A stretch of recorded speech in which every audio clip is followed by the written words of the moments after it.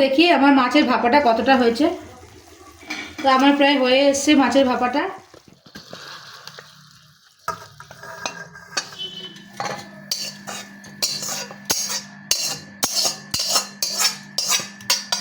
নমস্কার বন্ধুরা, বাঙালি রান্নাঘরে আরও একটি নতুন ভিডিওতে আপনাদের স্বাগত জানিয়ে আজকে রান্নাবান্না আমি শুরু করছি।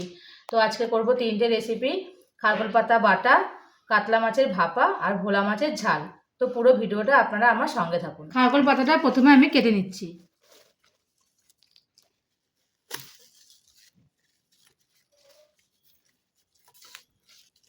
বন্ধুরা, খারকোল পাতাটা অনেকে আলাদা বাটা খায়, আর ডাঁটাটাও কিন্তু আলাদা চচ্চড়ি করে খাওয়া যায়। অনেকে চিংড়ি মাছ দিয়ে খায়, কেউ শুধু সর্ষে বাটা দিয়ে খায়। তো আজকে যেহেতু পাতাটা আমার কম, তাই আমি পাতা আর ডাঁটা দুটোকে একসঙ্গে আমি বাটবো।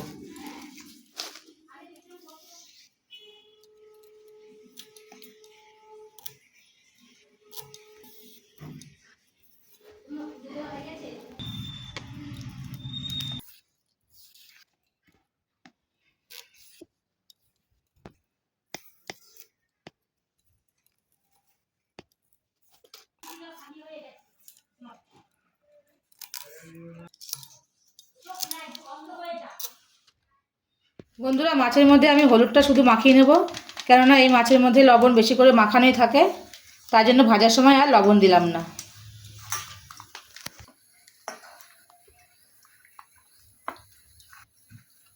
এটা গরম হয়ে গেছে, এবার আমি তেলটা দিয়ে দিচ্ছি। তেলটা গরম হয়ে গেছে, এবার আমি মাছগুলো একে একে ভেজে নেব।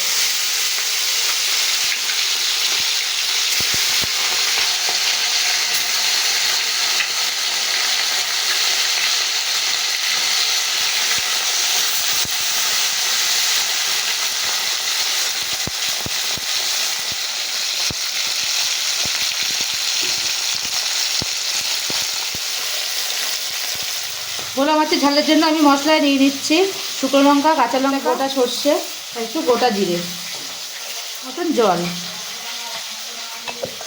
এক পিঠ আমার ভালো করে ভাজা হয়ে গেছে, এবার আমি উল্টে অন্য পিঠ ভালো করে ভেজে নেব।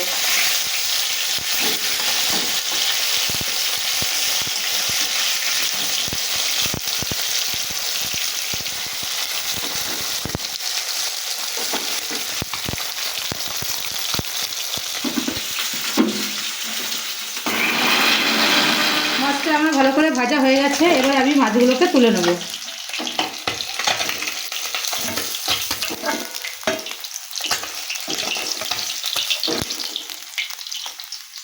বন্ধুরা, মাছগুলো আমার ভাজা হয়ে গেছে, এবার আমি গরম তেলের মধ্যে কালো জিরে ফোড়ন দিয়ে দিচ্ছি। দিয়ে দিচ্ছি বেটে রাখা মশলা, পরিমাণ মতো লবণ আর হলুদ, ভালো করে কষাবো। মশলাটা আমার খুব ভালো করে কষানো হয়ে গেছে, এবার আমি পরিমাণ মতন জল ঢেলে দিচ্ছি।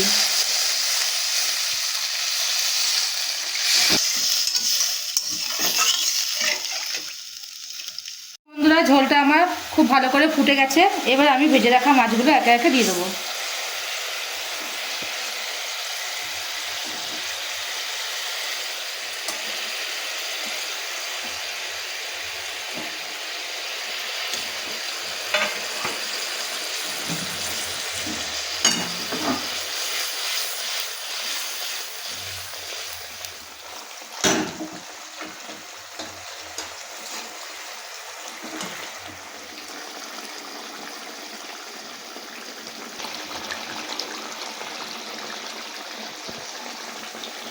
বন্ধুরা, ভোলা মাছের ঝালটা আমার হয়ে গেছে, এবার আমি এটাকে নামিয়ে নেব।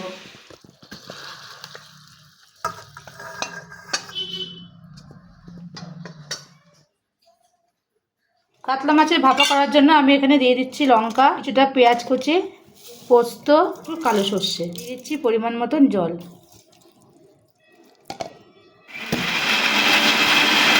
বন্ধুরা, কাতলা মাছের ভাপাটা করার জন্য আমি এখানে কিছুটা পরিমাণ কাতলা মাছ নিয়ে নিচ্ছি, দিয়ে দিচ্ছি স্বাদ মতো লবণ, বেটে রাখা মশলাটা, সামান্য একটুখানি হলুদ আর একটু সর্ষের তেল। মাছটাকে এবার আমি ভালো করে মাখিয়ে নিচ্ছি।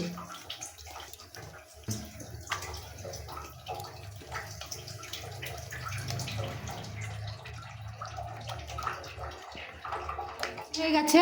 এবার আমি সামান্য পরিমাণ তেল কড়াইতে দিয়ে দিচ্ছি। যেহেতু আগে আমার মাছের মধ্যে তেলটা মাখানো আছে, তাই এখন আমি অল্প তেল দিলাম। মাছগুলো এবার আমি কড়াইয়ের মধ্যে দিয়ে দিচ্ছি।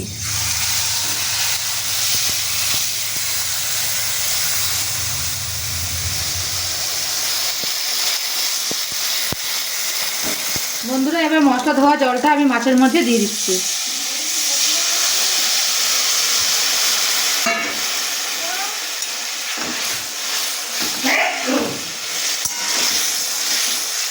এবার মাছটাকে আমি খানিকক্ষণের জন্য চাপা দিয়ে দিচ্ছি। দেখি আমার মাছের ভাপাটা কতটা হয়েছে। তো আমার প্রায় হয়ে এসছে মাছের ভাপাটা। এবার আমি ওপর থেকে খানিকটা কাঁচা তেল দিয়ে নামিয়ে নেব।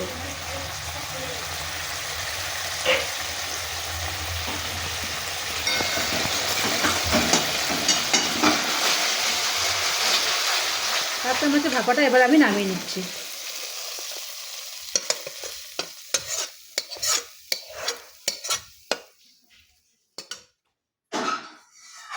বন্ধুরা, এখন আমি খারগোল পাতাটা সেদ্ধ করে নেব। তো এখানে কড়াতে আমি আগে থেকে জলটা বসিয়ে দিয়েছিলাম। এবার দিয়ে দিচ্ছি পাতাগুলো।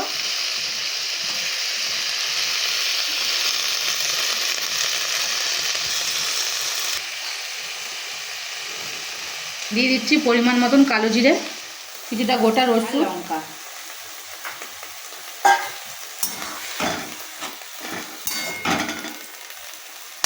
ওপর থেকে সামান্য একটু লবণ দিয়ে দিচ্ছি।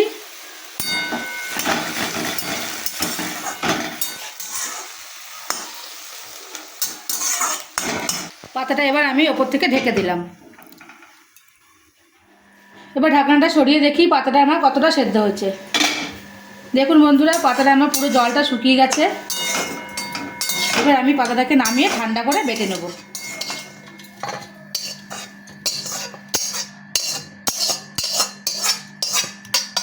এবার আমি পাতাগুলো মিক্সিতে দিয়ে মিক্সড করে নেব।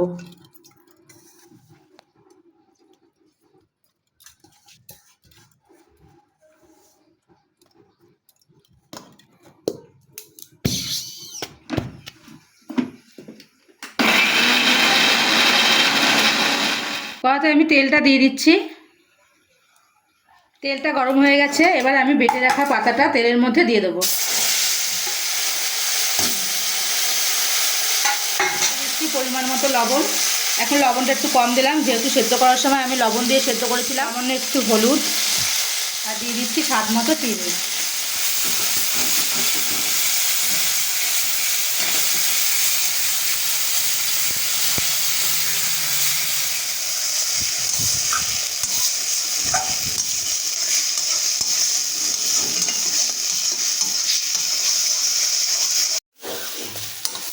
বন্ধুরা, খারকোল পাতাটা আমার পুরো রেডি। এবার আমি এটাকে নামিয়ে নেব। দেখুন বন্ধুরা, কতটা আঠালো ভাব হয়ে গেছে।